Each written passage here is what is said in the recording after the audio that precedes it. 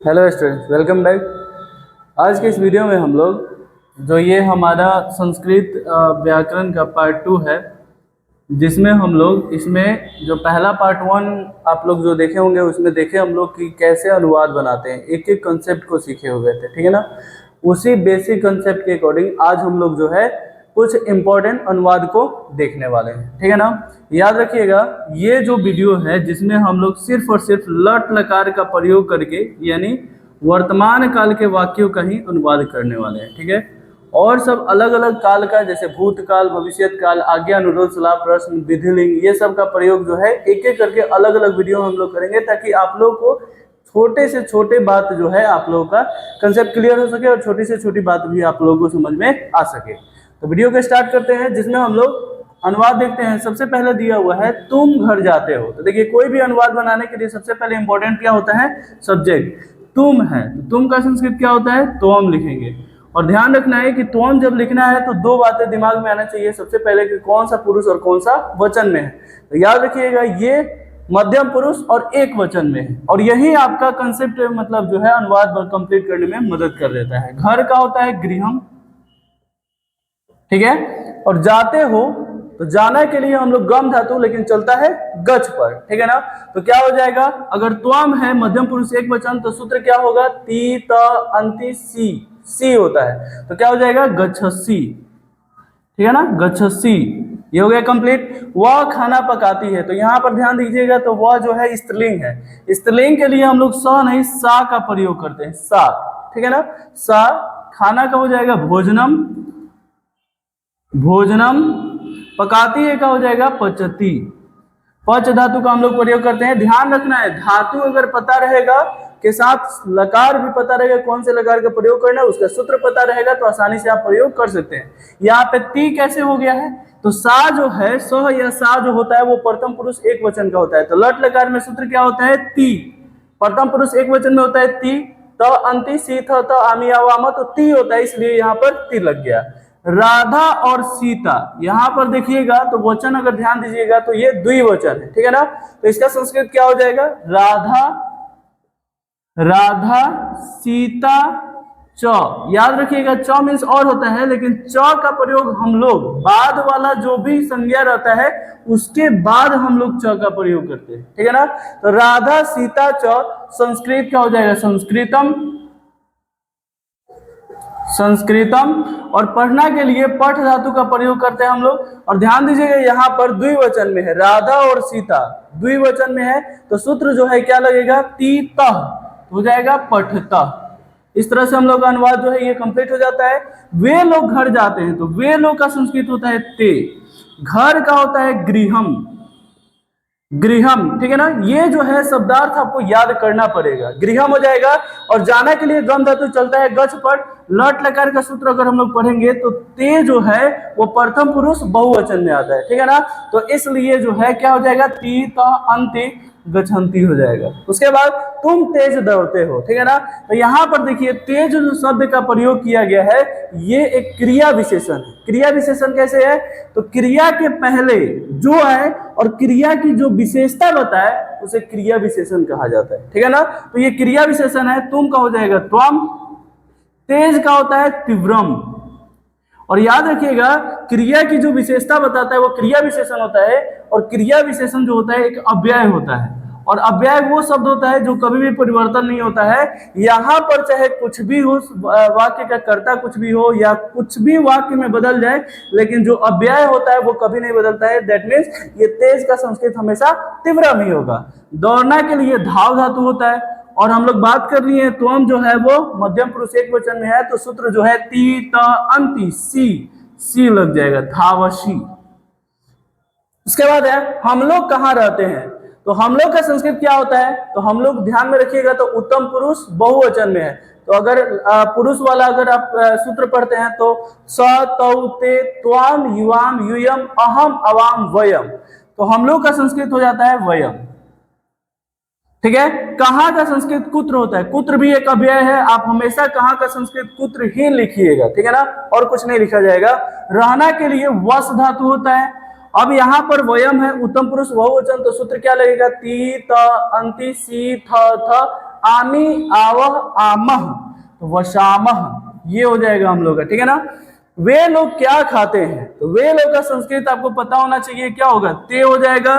क्या का संस्कृत होता है किम, और खाना के लिए खाद धातु का हम लोग प्रयोग करते हैं, और यहाँ पर ते है इसलिए सूत्र हो जाएगा ती त अंति, और हो जाएगा खादंती, ठीक है ना। और इस प्रकार से हम लोग का ये भी प्रश्नवाचक, देखिए प्रश्नवाचक वाक्य है तो प्रश्नवाचक चिन्ह देना अनिवार्य होता है।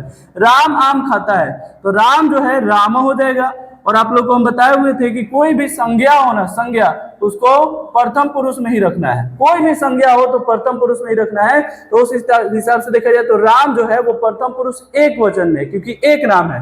तो राम, आम का होता है संस्कृत आम्रम, ठीक है, आम्रम। खाना का होता है खाद धातु, और राम जो है प्रथम पुरुष एक वचन में है तो सूत्र हो जाएगा क्या, ती, खादती, ठीक है। उसके बाद तुम संस्कृत पढ़ाते हो, यहां पर ध्यान दीजिएगा पढ़ते नहीं है पढ़ाते हो, ठीक है ना। तो तुम का संस्कृत होता है त्वम, ठीक है। और संस्कृत जो है संस्कृतम, और पढ़ना का पठती होता है, पठ धातु। लेकिन जब पढ़ाने का बात होता है तो य का आगमन इसमें हो जाता है, यानी हो जाएगा पाठयति, ठीक है ना, पाठयति हो जाएगा। ये हो गया कंप्लीट। उसके बाद मैं 10वीं वर्ग में पढ़ता हूं। देखिए ये जो वाक्य है ये बहुत ही ज्यादा इंपॉर्टेंट है, क्योंकि यहाँ पर में जो आ गया एक नया चीज आ गया जो है कारक, ठीक है ना। और इसके बाद हम लोग इसके जस्ट वीडियो में जो भी नेक्स्ट पार्ट आएगा उसमें जो है हम लोग कारक का ही चिन्ह देखने वाले हैं कि कौन से कारक का प्रयोग, चिन्ह क्या होता है और उसका प्रयोग कैसे किया जाता है, ठीक है ना। तो मैं 10वीं वर्ग में पढ़ता हूं, इसको मैं अभी बना रहा हूं, आप लोग देखिए, फिर आप लोग इसको भी बनाना सीख लेंगे। मैं का हो जाएगा अहम, ठीक है ना। दसम का हो जाएगा दसम, क्योंकि ये तत्सम शब्द है, तत्सम शब्द का संस्कृत वही हो जाता है। वर्ग में, तो ये जो में है ये अधिकरण कारक का चिन्ह होता है, और अधिकरण कारक के लिए विभक्ति जो होता है वो सप्तमी होता है, और इस तरह से इसका हो जाएगा वर्गे। और ये हम लोग पढ़ेंगे वर्गे कैसे हो गया, लेकिन अभी आप लोग को फोकस रखना है कि ये अहम, मैं का अहम हुआ, दसम का दसम हो गया, वर्ग में का अभी हम लोग जस्ट सीखेंगे। और पढ़ता हूं, पढ़ना का पठ धातु होता है, और मैं है इसलिए क्या हो जाएगा, ती त अंति सी थ थ आमी, तो पठामी हो जाएगा, ठीक है ना। तो इसको आप लोग नोट कीजिए, फिर हम लोग मिलते हैं नेक्स्ट स्लाइड में, ठीक है। तो कुछ और हम लोग अनुवाद देख लेते हैं ताकि आप लोग का जो है ये लट लकार का पूरा एकदम क्रिस्टल एंड क्लियर हो जाए। तो यहाँ पर वह धीरे धीरे चलता है, तो फिर यहाँ पर देखिए धीरे धीरे जो है एक हम लोग क्या है, अव्यय है, और अव्यय का शब्दार्थ एक बार याद कर लिए वो हमेशा के लिए वही होता है। तो याद रखिएगा धीरे धीरे का शनै शनै या मंदम मंदम होता है, मंदम मंदम, दोनों में से किसी का भी प्रयोग कर सकते हैं आप, ठीक है ना।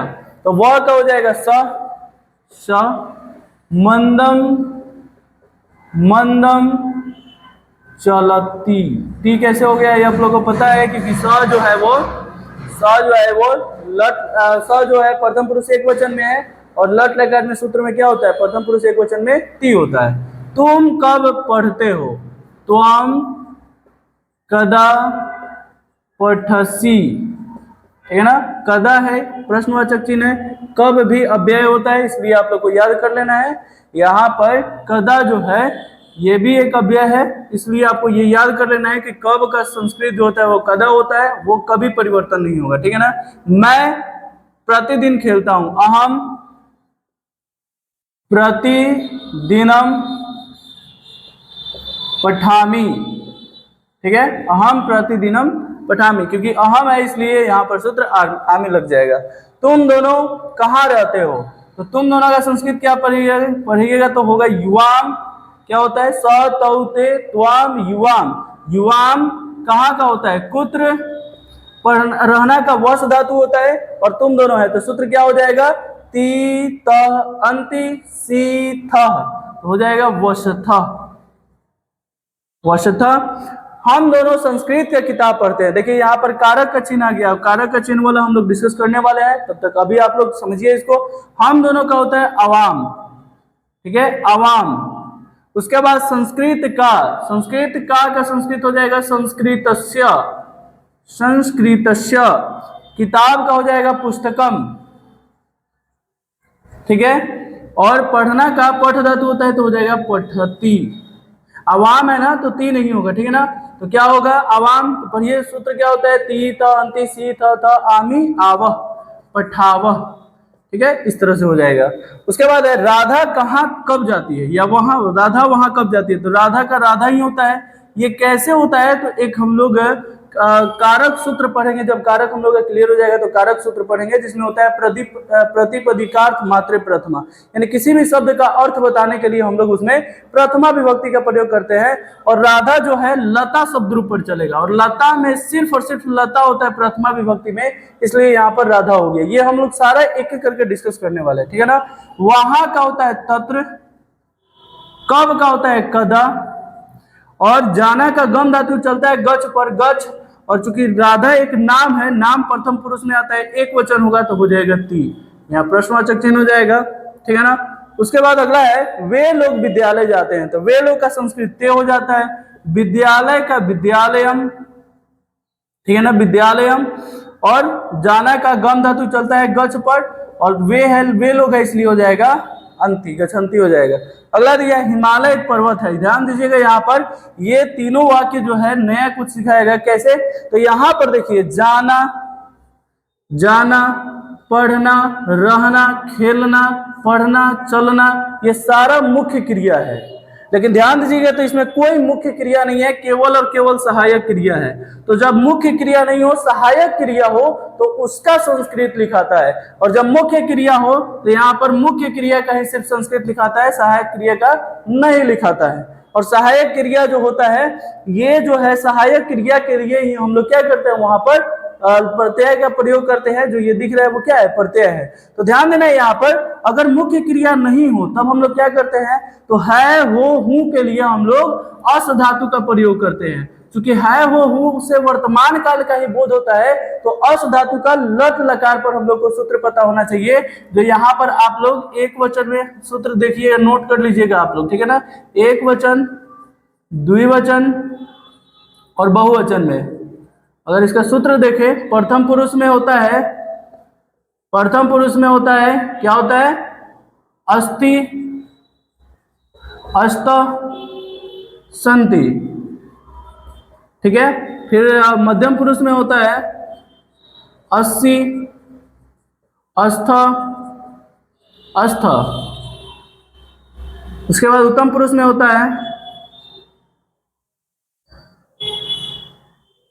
अश्मि, अश्व, अश्मा, ठीक है।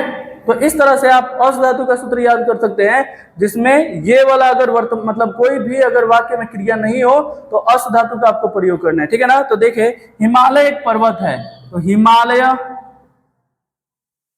एक पर्वत। अब देखिए है का हो जाएगा अस धातु, क्योंकि मुख्य क्रिया नहीं है तो अस धातु। अब हिमालय है तो हिमालय प्रथम पुरुष एक वचन में आता है, तो इसका देखेंगे अगर हम लोग तो सूत्र क्या लग जाएगा, अस्ति। तो सिंपल यहाँ पर अस्ति ही आपको लिखना है जब मुख्य क्रिया नहीं हो तब। वह एक लड़का है, तो वह का स एक, लड़का का होता है संस्कृत बालक, और अस्ति होगा। क्यों अस्ति होगा, क्योंकि स जो है प्रथम पुरुष एक वचन में आता है। तुम एक शिक्षक हो, त्वम एक शिक्षक। अब देखिए त्वम जो है वो मध्यम पुरुष एक वचन में आता है, तो मध्यम पुरुष एक वचन का सूत्र क्या है, 80 है। तो यहाँ पर क्या हो जाएगा 80, ठीक है। तो इस प्रकार से अगर इतना आप रिवीजन कर लेते हैं तो आपका लट लकार का जो है वो क्लियर हो जाता है। जब लट लकार का क्लियर हो जाता है देन आपको किसी भी लकार में दिक्कत नहीं होने वाला है, ठीक है ना। तो अगले क्लास में हम लोग अगले टॉपिक के साथ मिलेंगे, तब तक के लिए बाय।